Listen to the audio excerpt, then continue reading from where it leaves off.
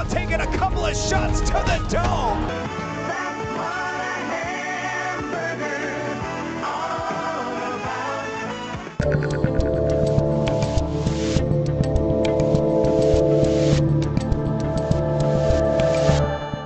Oh, Internet, what are you really with those funny little videos? Hello, I'm Dave Rubin. This is the Rubin Report. It is July 23rd, 2025. We are live streaming on Rumble, YouTube, and Locals. And today I will not tell you to subscribe. Do it. We've got a big show for you today. A lot of stuff we're catching up on. And actually, as you may note, you are not watching a live stream this very moment. We had to pre-record this because I'm in Washington, D.C. right now. That's right. I'm in the belly of the beast. I'm in the swamp. There is an all-in podcast AI conference that President Trump is at. I was asked to attend. What I'm doing right now, God only knows, but I will report back to you live. I'll be back live tomorrow, and I will let you know. Let's just dive into the stuff. We got a lot of Kevin O'Leary clips today. We got a lot of good stuff happening in America today, and a little bit of the other stuff. That's how we're doing it today. Little bit of this, little bit of that. A lot of hand motions. No crack on the program today. Let's start with Kevin O'Leary, you know, Mr. Wonderful from Shark Tank, who he bounces around the network to network. He's on ABC with Shark Tank. Then he goes on CNN and he sits with those wackadoodles over there with Scott Jennings and the rest of the nutbags over there. And then he's often on Fox. He's probably on a couple other networks. I keep telling you guys, we got to get him on the show. I don't know why we haven't had him on. But here he is getting into it with a guy named Ahmed, who is arguing that Trump has caused the world not to believe in America. Kevin takes the counterpoint, which is that there's some good stuff going on here. Trust is back. America's back, baby. Play the clip. 3 years from now, I think Trump has eroded global trust in the American economy and American deal making. You mean the all-time high market ever in history? It's high because they don't believe. The all-time high? They think Trump is going to chicken out. Never been higher. Never been worth more. Never been more successful. Never. When the liberation eroded what trust? All-time high today at 4:30 in history. Never worth more. What are you talking about? Well, look. Let's see what happens on August 1st when he announces the American up to people 50%. There's that chick. I just love her. There's just, she's always looking down. There's just nothing going on in her brain, Abby Phillips. Anyway, as for this guy, it doesn't matter. Okay, yes, things are going well in America because people don't believe in Trump. Like, okay, whatever. I don't even know what that means. How about we start trusting people that are successful? We have a pensiency. Is that a word? I think it's a word. It sounds like a word. We have a habit in this country of trusting people who have never accomplished anything. If you were to look at all of the Democrats, whether it's AOC or Bernie or Mamdani, all of these people that actually have never run businesses, many of whom don't have families, don't have children, they've never run an operation, they don't know how to build anything. We somehow have this need to put these people in charge. Well, now we've got the adults in charge, and Donald Trump has built an awful lot of things. Some super successful, some less successful, some failures, but that's what a businessman and a builder does. You're not going to bat 1,000. And right now, as the trade deals are out and they're coming back in, the markets are high. I would venture any of you right now, look at your statements, your bank statements, and they're doing pretty well. There's a general feeling. I mean, I know facts don't care about your feelings. There's some small person who says that every now and again. But just how do you feel? Let's put aside the numbers for a second because I'm going to show you numbers in a moment. But how do you generally feel about your dollars right now? I feel way more confident in my dollars right now when I go to the store than I felt under Joe Biden and the Inflation Reduction Act and the fact that we had these ridiculous trade deals and we were footing the bill on NATO and all of these things. So there's the feeling portion of it, but how about the fact portion of it? This from CNBC. Here's a recap of today's market action. The S&P and the Nasdaq both hitting record highs once again as communication services and discretionary stocks led the gains. To recap, as Mr. Wonderful said, things are looking good. The market is way up. People do have a little bit more money in their bank account. And I think, although pensiency is a word, they have a penchant for that, not a pensiency for it. I'm not above correcting myself when it comes to grammar on this program. But let's get this to where there's a little bit of a hiccup as it pertains to the economy at the moment, because Trump has been fighting with Jerome Powell, who's in charge of the Fed, because Trump really wants interest rates turned down, and it's up to Powell, and we'll explain that a bit more. Here's what Trump said on Truth Social. Too late, and the Fed are choking out their housing market with their high rate, making it difficult for people, especially the young, to buy a house. He is truly one of my worst appointments. Sleepy Joe saw how bad he was and reappointed him anyway, and the Fed board has done nothing to stop this numbskull from hurting so many people. In many ways, the board is equally to blame. The USA is rocking, there is very low inflation, and we deserve to be at 1%, saving $1 trillion a year on interest costs. I can't tell you how dumb too late is, so bad for our country. So too late obviously is his pet name for Jerome Powell. And you know, one of the things I always tell you guys, like I try not to get ahead of my skis on this show. I am not an economic expert, but I like talking to economic experts and I like learning and things like that. But one of the things that I just judge the economy on, generally speaking, are interest rates, because when you can borrow, when interest rates are low and you can borrow, you can get into the game more, which is why I always say I like when I pay my mortgage, because I got a low interest rate before it exploded a couple of years ago, where now it's 6, 7, sometimes 8%. If you got in at 2 to even 3.5%, then yeah, you're paying a little something extra every month to the bank for the privilege of lending you money so that you could buy your house. And then the hope is that over time, as you pay it back, the bank gets all their money back, so then they made a profit from you over the course of however many years your loan was, 10, 15, 30 years. You got your house, and then at the end of that, your house is now worth more, and then you sell it, and that's how you do win-win-win. That's the beauty of capitalism. When the rates are high, though, it's a barrier to entry that now many young people for sure are feeling. So we did a little fact checking before, or a little background check. So why is it, I wanted to do, you know, my thing lately has been, let's give the devil his due. So why is it that the Fed does not want to lower interest rates? This is according to Grok. Jerome Powell would lower interest rates if inflation drops sustainably to the Fed's 2% target, the job market weakens, or the economy shows signs of a serious slowdown or financial stress. Right now, rates aren't being cut because inflation is still a bit too high, the labor market remains strong, and the Fed doesn't want to risk cutting it too soon and letting inflation come back. They're waiting for a clearer sign that inflation is truly under control before easing policy. So according to Grok, there's basically an acknowledgement that inflation is pretty good, but Powell's argument is I want to wait a little bit longer because if we go in too early, it could blow the whole thing up. That's his position. Obviously, Trump takes another position. I just laid out my general position, which is lower it as much as possible so more people can get in. You know, you also want, we've been talking a lot, and we'll do more on the second half of the show, of how young people are sort of feeling like they're being left out of the economy. Well, the best way to get them in is be able to lend them some money so that they could maybe build a business or do a startup or get involved in AI or tech or build a home and not have to be paying rent and all of that. So you want things to be as open as possible, but there does seem to be this loggerhead, let's say, between Powell and Trump. Now I want to show you this video of CEO of Azoria investment firm. His name's James Fishbeck, talking about how actually there's a political agenda here, and Jerome Powell is basically sabotaging Trump.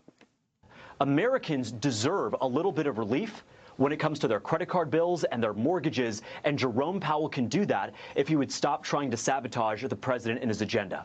Well, of course, President Trump has been pushing back. He had comments again today saying the Fed has to cut a full percentage point. But, you know, what do you make of the pressure campaign? Some people say it works against the president because now Powell, if he would look like he's bending to the will of the White House.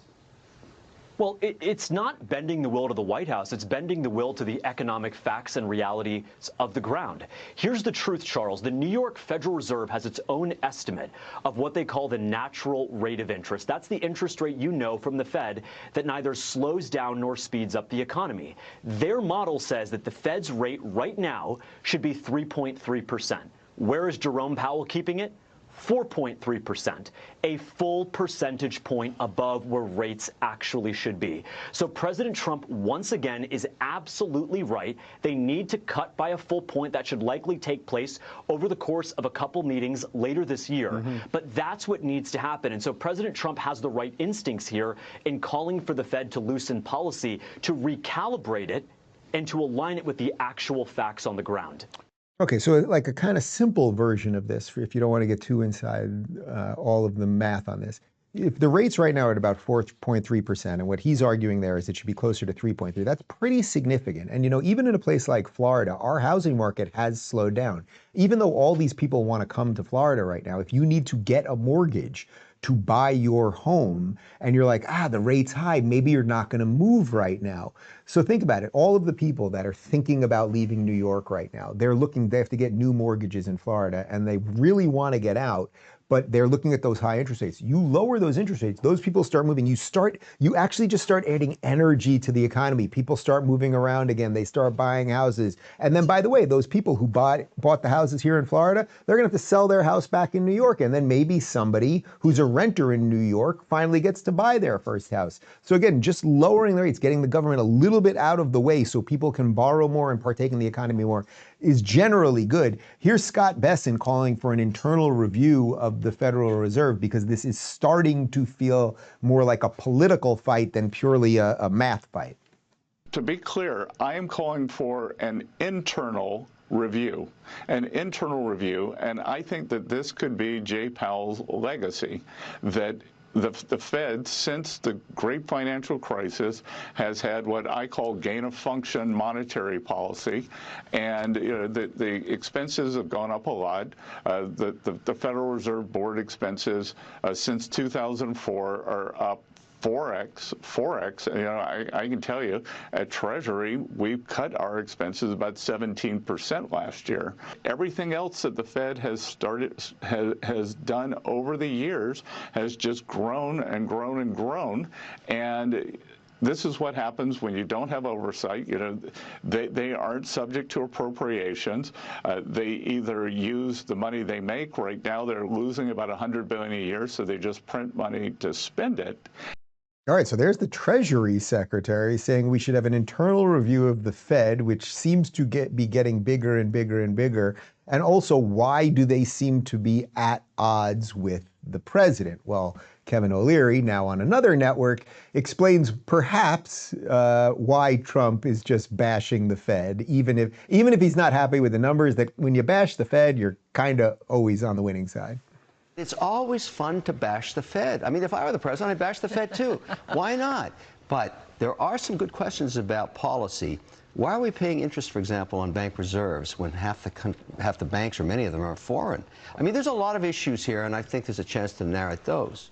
Okay, so he expanded on that, but the point being that sometimes it's worth picking a fight. So for Trump, even if the math does work out, even if Trump feels like inflation is lowered, the economy is chugging along, you should lower the rates, you're not going to lose by bashing the Fed. There aren't going to be a lot of people out there like, leave the Fed alone. We love the Fed. It's like if you go after please leave the IRS alone. They're just such great people. Like even the dingbat Democrats don't do that. Anyway, all of that aside, the political fight aside, and even some of the math aside, I think generally speaking, if we can get those rates down to that 3.3%, something like that again, and people can start borrowing more and then building more, like that really is the engine of the economy. Give the American people a chance to build some things. We will have more on a place that is not building things, but is actually destroying things. Yes, I'm talking about California in just a second. But first, Prolon. Want to look and feel your best this summer? Prolon's 5-day fasting mimicking diet is your go-to result. I use it when I need results fast. It's convenient, backed by noble winning science, and it works. In just 5 days, Prolon targets fat loss, supports lean muscle, and resets your metabolism, all while nourishing your body with plant-based soups, snacks, and teas that keep you in a fasting state. No injections, no guesswork. And now with Prolon Next Gen, you get 100% organic meals, better taste, and everything pre-packed and ready to go. Get 15% off site-wide and a $40 bonus gift when you subscribe to the 5-day program. Just visit prolonlife.com. That's PROLONLIFE.com/Dave.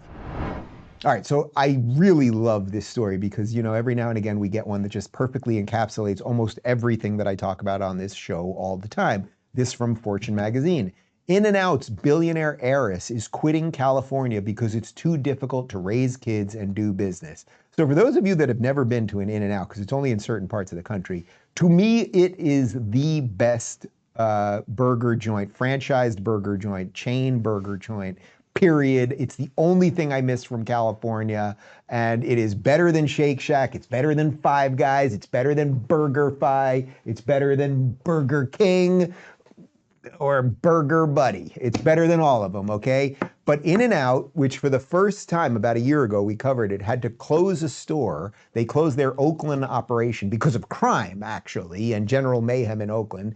Now they are basically going to leave California. They're going to have the franchises there, but the company is going to leave. This is an unbelievably, if you've never been there and you drive past one, you got to stop. In every single one that I've ever been to, they are clean. The employees are happy. The burgers are fresh. The fries are good. It's just a well-run family business that they've done something amazing with. But here's In-N-Out President Lynsi Snyder with Allie Beth Stuckey talking about why her family is leaving Cali for, I'm shocked, a red state, in this case, Tennessee.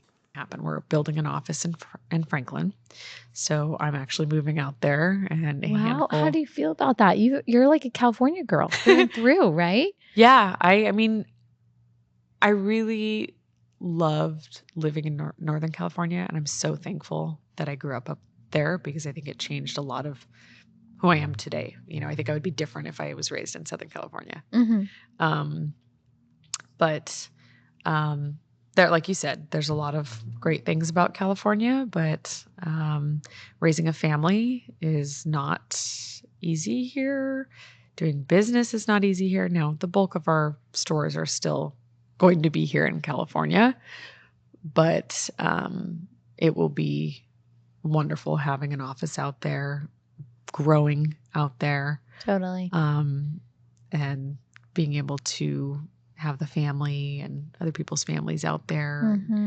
And so in that, it's two-part. We'll have everybody under one roof here in Baldwin Park, and we'll close our fine. Isn't that interesting? A billionaire being like, you know, it's tough financially to do business in this place because of the high taxes and the high regulation, on top of the family stuff. Most of us get the family stuff and the woke schools and what they're doing to the kids and all that stuff. But a billionaire being like, you know what? Most of our restaurants will stay here, but our corporate operation and my ability to raise my family and everything else, I'm going to move to Tennessee to do it, despite the fact that, as she pointed out, most of their restaurants are actually in California, but also to the backdrop of them having to close their first restaurant ever. I mean, think of can we find out how many In-N-Out franchises there are? It's not even franchises. I think they own all of them, if I'm not mistaken. So they're not actually franchised out to other people. But the point is, they have a tremendous amount of highly successful restaurants. And now they're taking their corporate headquarters and a billionaire family out. And by the way, this is exactly what a guy, you may have heard of him, Elon Musk did, and Gavin Newsom applauded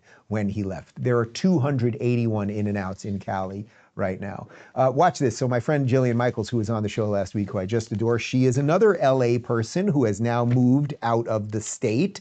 And here she is. She returned to LA a couple days ago and she took this video. All right, I'm in LA, picking up my kids from a family.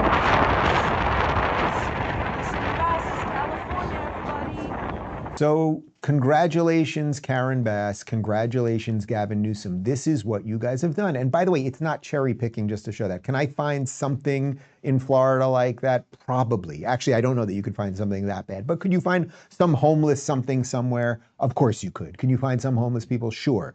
But decline is a choice. And what you see right there in that little moment, I couldn't even figure out what part of LA she was in. I'll ask her later. But like, that's everywhere under the bridges. It's all over the place. It's completely taken over downtown. Don't tell me about Skid Row. And by the way, it's not just LA. This from San Francisco last weekend.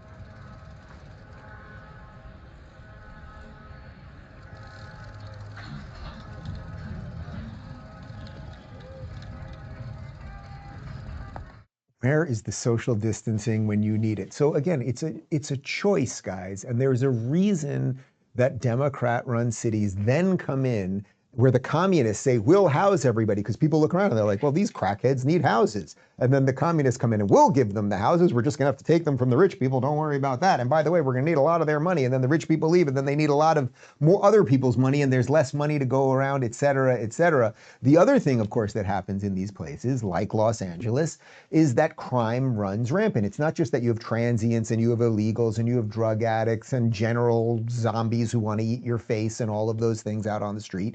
It's that criminals are emboldened because they know they're not going to be arrested, and they usually are not going to be shot, although in this case, a bunch of looters tried to rob an LA jewelry store, and the owner was wise enough to have a gun. Just before 6:30 p.m. on Thursday, when a group of well over a dozen would-be robbers pulled up to the Amira Jewelry store in Anaheim on Brookhurst and started trying to smash their way in. At the time, the owner and some of his employees were inside. The owner, who didn't want his name used, then pulled out a gun and fired toward the bulletproof window. The shot had the desired effect.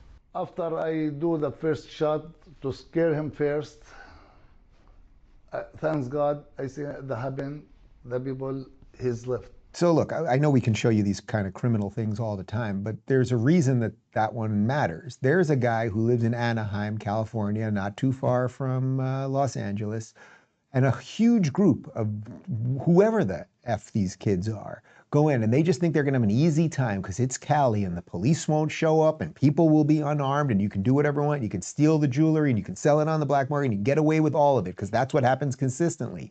And then what happens when you're a business person who's armed? One shot into the, does it bounce off the bulletproof glass? Could he have hurt himself while shooting indoors, the bulletproof? I'd like to know about that. But the point is, one shot and he got them to scurry away like rats. So if you live in a place that will not defend you, and you shouldn't trust that it's going to defend you, even if you live in a good place, you should always be willing to defend yourself and your property and your family and everything else. Here's Kevin O'Leary again, bouncing around networks, talking about California, and maybe, you know, if it keeps crumbling and the shooting and the zombies and everything, that they're going to hold somebody accountable for some of this stuff. It's bad policy. It's bad management at both the state level and municipal. I don't wear my watches in any California cities anymore. Yeah. Some of them are lawless wastelands downtown. The defund the police thing was a bad idea. It's not just in and out. Chevron, one of the world's most iconic energy companies, was started in California. They actually left their home state. If that doesn't tell you it's broken, I don't know what does. Energy independence is crucial for America. They basically said, can't stay here anymore, even though this is our legacy. We have to leave under these punitive policies. I'm so happy there is competition of states. Tennessee is a go-to state. Florida, Texas, there are many others, North Dakota, South Dakota.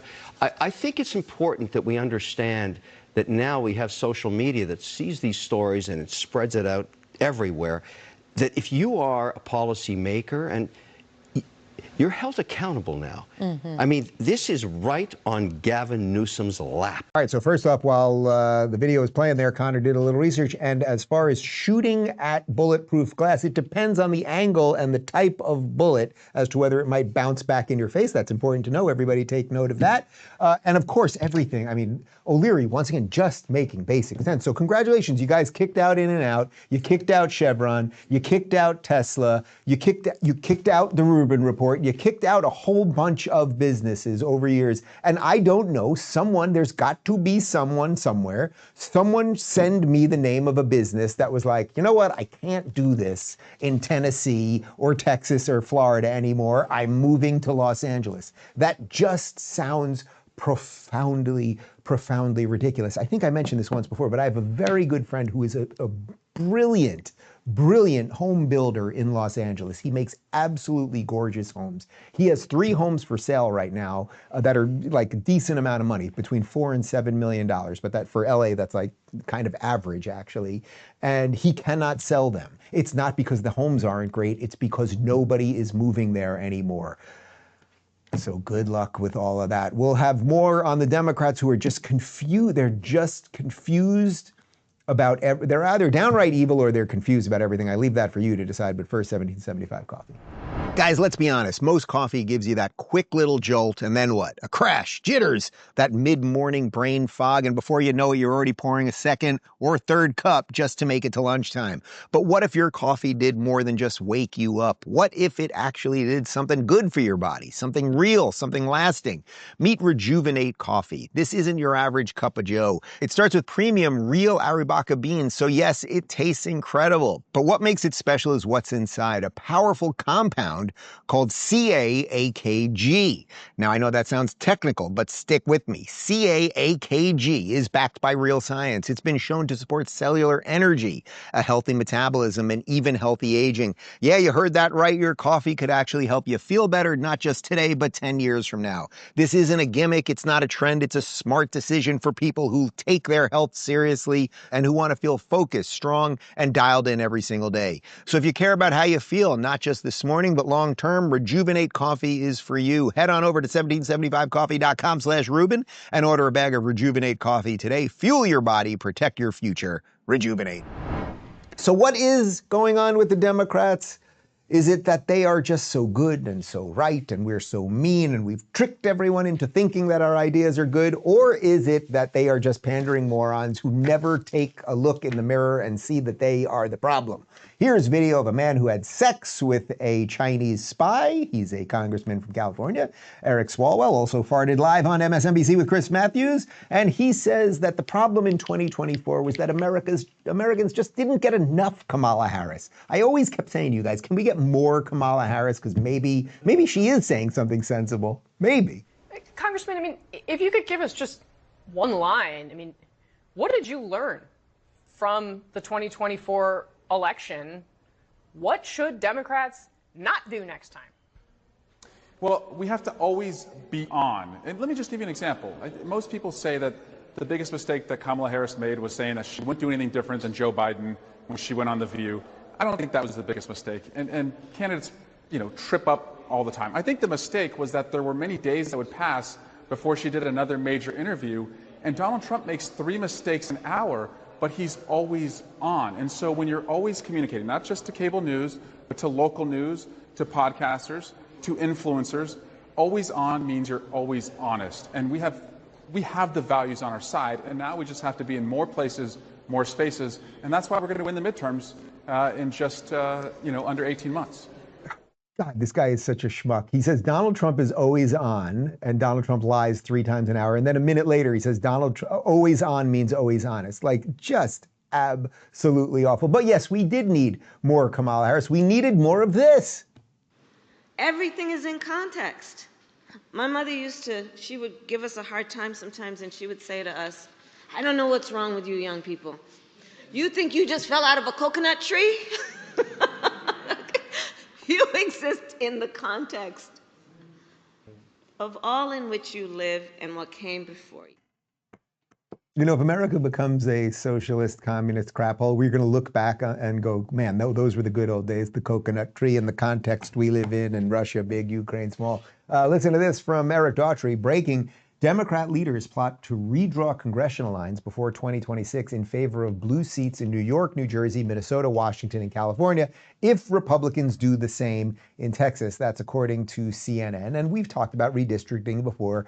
Both sides do it. It's often very confusing and done for political purposes. And you very rarely see districts that make sense, that like geographically look like they're a Tetris thing that should fit together. They end up looking like these very bizarro shapes that you're like, something feels shady. And absolutely, this is done by both sides for sure, because they're trying to game the system. But here is Timu Obama talking about why the Democrats might do it, because they're just great people.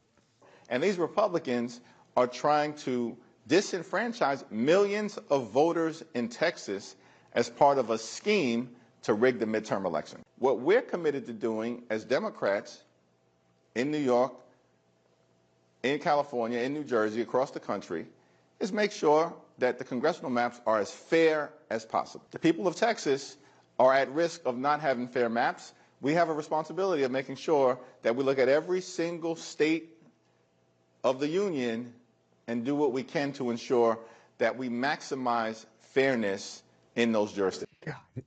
I cannot believe anyone falls for this stuff anymore. Did you catch it? Like, guys, again, both sides do it. Both sides do it. I'll be completely ambivalent on who's worse at it or who's more nefarious or whatever else. Let's just put that aside. But his argument is that they do it. Those Republicans do it because they want power. We do it because we want to be fair.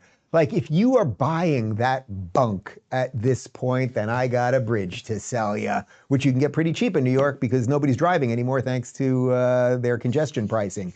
Here is a congresswoman from Brooklyn. Her name is Yvette Clarke. And here's another one of those moments where they tell you the quiet part out loud. She wants migrants in her district ASAP because of redistricting so that she will have more power. I'm from Brooklyn, New York. We have a diaspora that can absorb a significant number of these migrants. And when I hear colleagues talk about, the doors of the inn being closed, no room in the inn, I'm saying, I need more people in my district, but just for redistricting purposes. And those members could clearly fit here. Might I say that if you live in Brooklyn and you're under that woman's thumb, you gotta go. Like, not only do you probably have a communist mayor coming in for New York City as a whole, but your local congressperson is basically saying, hey, illegals, come here, we need you. And why does she want them for redistricting? Because that will give the Democrats more power. So if you live in Crown Heights, if you live in Brownsville, get going. Don't come to Florida. Can't come here. Interest rates very high, hard to buy a house, insurance rates, alligators, people being shot, mayhem, but go somewhere else. Do you remember Beto O'Rourke? He ran for president once. He's a furry, which is a type of person that puts on a giant like mouse costume, or what other animals they like, raccoons or fox. They're big on foxes and wolves. And I guess they dance and party and sometimes have sex with other furry people. He's apparently one of them. And here he is. And again, it's just that when the Democrats do things, it's because they're good people. We, the rest of us, just want power. Match fire with fire. I think Democrats in the past too often have been more concerned with being right than being in power. And we've seen Republicans only care about being in power regardless of what is right. So you support the Newsom effort because California right now has an independent commission that does districts in as fair a way as possible, in nonpartisan way as possible. You're saying Democrats should, even though you don't approve of it, Democrats should do it too. We have to get serious. We have to be absolutely ruthless about getting back in power. So yes, in California, in Illinois, in New York, wherever we have the trifecta of power, we have to use that to its absolute extent. Power schmower, we'll get to that in a second. I believe we have a picture of Beto, which is, what's his real name? Is it his real name, Francis or something? But anyway, I think we have a picture of Beto in his band there, and I guess is that a pig mask? At the sheep mask. So it became like an internet meme that he likes to put on animal masks and I suppose have sex with strange furry creatures. As for what he said there, call me old school. I like having principles, and you have principles and you should try to hold on to your principles, not just attain power. And everything with them is a projection, right? It's all a confession through their projection of what they say about us. And I'm giving the devil his due. That really has been the theme all week. I am not saying Republicans are right about this, or I'm not saying Republicans do it for the right reasons. Everyone in politics wants to get power. That's what politics is. It's a nasty game of power. It's like Game of Thrones, just with less White Walkers. You get it? Like, it's a powerful game where you're gonna have to do a lot of bad shit. But this thing where they have to pretend they're the good guys all the time, it really could just make you barf. And speaking about barfing, we're gonna talk about Harvard in a second, but first, V-Shred. While most collagen brands want you to choose between better skin or stronger joints, there's finally one that does both. Here's the problem. Most collagens only give you one type from one source, but your body needs 3 different types for complete support. Type 1 for skin and bones, type 2 for joints and cartilage, type 3 for muscles and blood vessels. Sculpt Nation Multi-Collagen is the only formula that delivers all 3 types from premium sources: grass-fed cows, chickens, and wild-caught fish. While the other brands cut corners with cheap single-source collagen, Sculpt Nation invested in the full spectrum your body actually actually needs. The difference? Users see results everywhere. Firmer, more elastic skin, joints that move without grinding, hair that grows thicker and stronger, nails that stop breaking, even better digestion. Plus, it actually dissolves completely. No clumps, no grit, no nasty taste like those bargain brands. For our listeners, Sculpt Nation is offering up to 57% off their multi-collagen. That's better than any deal you'll find on inferior single-type collagens. Visit sculptnation.com/Rubin. With a 365-day guarantee, you can try it free for an entire year, absolutely risk-free. Stop settling for incomplete collagen. Get the full spectrum at sculptnation.com/Rubin. This from Donald Trump on Truth Social. The Harvard case was just tried in Massachusetts before an Obama-appointed judge. She is a total disaster, which I say even before hearing her ruling. She has systematically taken over various Harvard cases and is an automatic loss for the people of our country. Harvard has $52 billion sitting in the bank, and yet they are anti-Semitic, anti-Christian, and anti-America. Much of this money comes from the USA, all to the detriment of other schools, colleges, and institutions, and we are not going to allow this unfair situation to happen any longer. How did Trump-hating judge get these cases? When she rules against us, we will immediately appeal and win. Also, the government will stop the practice of giving many billions of dollars to Harvard, much of which has been given without explanation. It is a long-time commitment to fairness in funding and education, and the Trump administration will not stop until there is victory. Thank you for your attention to this matter. So interesting that Trump is preemptively going after the judge before they rule on the Harvard situation, but it is true that Harvard has a $52 billion endowment. It should not get a dime from the government or from any other outside source. It's basically running a giant hedge fund and slush fund, and God knows what it's doing with that money to fund all sorts of nefarious things. And really, it's a little hard to tell if Harvard is ground zero for all of the radical lunacy in the country or if it's Columbia. It's probably Harvard because Harvard places more high-level people out in politics and corporate world and everything else than Columbia, but Columbia is trying their hardest too. So what does this all lead us to? As these institutions fail, as we realize the corruption, as you end up paying an awful lot to make your kid turn into a gender-furry, queer, communist, jihadist lunatic, perhaps you might want to not send your kid to a place like that, not get into debt to do it, and actually support them learning a skill that they could become quite successful with. And if the shit ever hit the fan, they'd know how to actually do a little something. Here's Charlie Kirk talking to a guy who knows a bit about doing something, Mike Rowe, who does all sorts of dirty jobs, and talking about blue-collar trades and that there is value in actual work. I want to dive into this for a second. And Mike, you deserve such credit, and I cite you all the time. As you know, I am a outspoken critic of the current college model. I didn't go to college. I represent a lot of blue-collar workers who are fans of our show because I try to give a voice to that portion of the country. But part of the problem, and we call them the muscular class on the show, as you know, Mike, part of the problem are parents around the country would rather have their kid go into debt to study sociology at, Wellesley than to go work construction.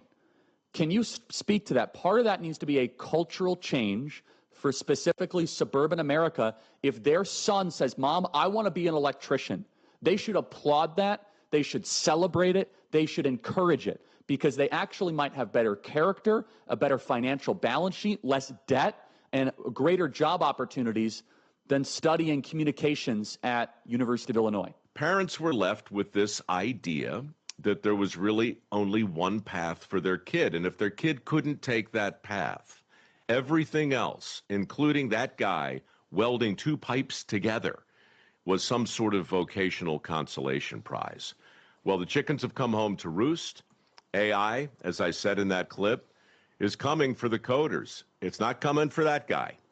That guy's job is secure, and he's making mid-six figures, and that's the message. Well, and this Devil is due again. Theme of the week.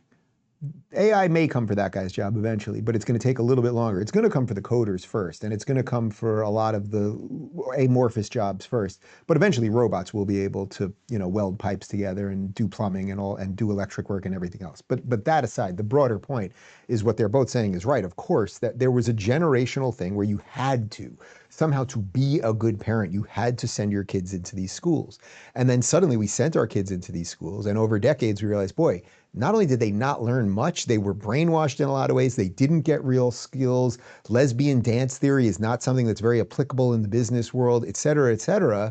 although it does have its merits, and I don't want to say anything bad about lesbian dance theory, but you get the point, that then we abandon these people, and then they're pissed, they're in debt, and they're like, why the hell did you put me into this system, right? And then that leads to all sorts of other things where they want to burn the system down and all that. You know, there is nothing, I talk about this a bunch, but like, I really love when someone loves their job and is good at it. Like, I don't have to love what you do or even care about what you do, but when I interview people that are in a completely different field or something, if they love what they do, then I'm interested in talking to them. And when I see a craftsman who is really great at what they do, so we mentioned a couple of days ago, I think it was on Tuesday's show, there was a massive power outage in the whole area here.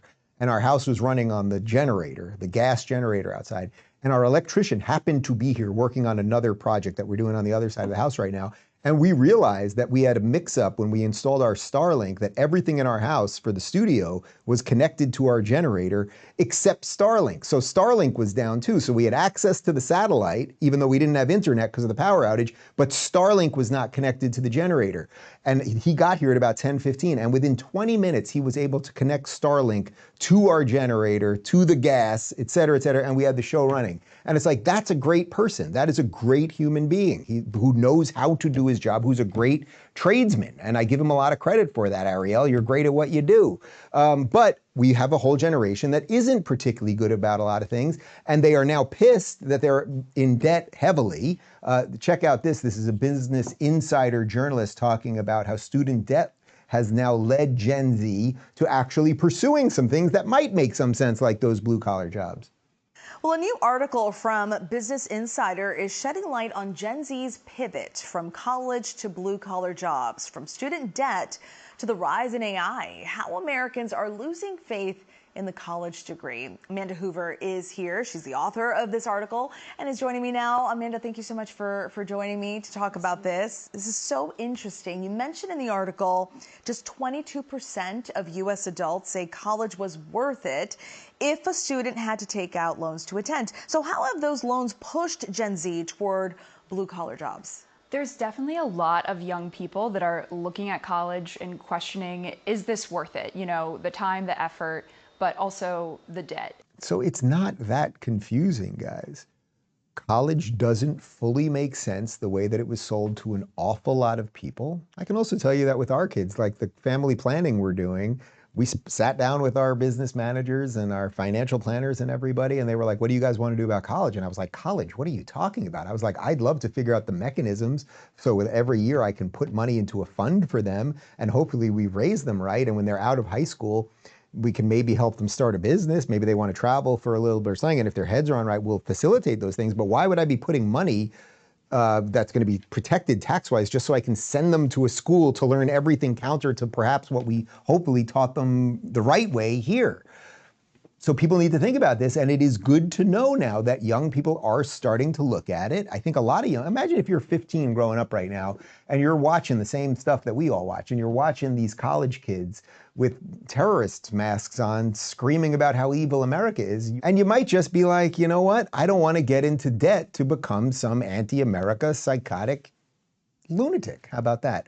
Let's jump to these tweets and images right here from Ed and Wokeness. I thought this was an interesting way to end the show because if you want to see the cultural change that we're talking about, whether it's related to jobs, whether it's related to the economy, or in this case, particular sort of self-image and perhaps family, what you're seeing there was Nike in 2021 own the floor with, I would say, a rather large, plump woman who I don't know if she's particularly good at anything athletically, but she's happy, she's large and in charge. Okay, that's what they were doing in 21. And how about this in 25? Do you think the culture has changed? You've already won. And what's going on there? Well, how about that? It's a father, and he's about to teach his young kid how to play golf. But the point is he has a young kid, and he's won already because he has a son, and he has a family. No offense to the larger women who are working the booty on the dance floor. I thank you for watching the show today. As I said, I'm in D.C. right now, so stay tuned. We'll get some updates on what I've been up to. Maybe I got to see Mr. Trump and the rest of the cast of characters we're always talking about. No post-game show today, obviously, but we will be back live tomorrow at 11 a.m. Adios. I feel like every time I look at my phone nowadays, it's just filled with racism and misogyny and anti-Semitism. And then I'll close my notes app